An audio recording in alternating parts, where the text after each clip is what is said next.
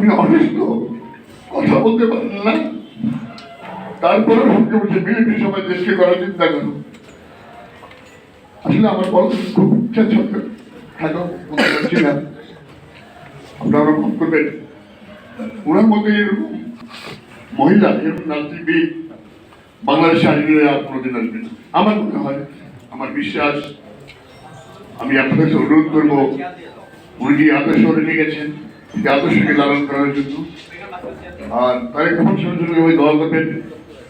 উনি এটি হয়ে গেছেন আমি বলবো না, পুরো জাতি ওনার সাথে আছে, ওনার ভাই বোন মন্ত্রী, ওনাকে আরো শক্ত হতে হবে এবং ওনার জন্য আমরা দোয়া করি আল্লাহ পাক যেন ওনাকে সঠিক সময় মতো আসতে হচ্ছে এই জন্য, আর দেশটাকে যেন ভালোভাবে নিয়ে যায়। আমরা যদি তাকে সহযোগিতা করি নিশ্চয়ই দেশ ভালো হবে। আপনারা আসলে আমি অনেক কিছু বুঝিয়ে বলতে পারলাম না, আমার মনে ভালো নাই। আপনার সবাই ভালো থাকবেন আর আপনার নেতৃত্বের জন্য সবাই দোয়া করবেন।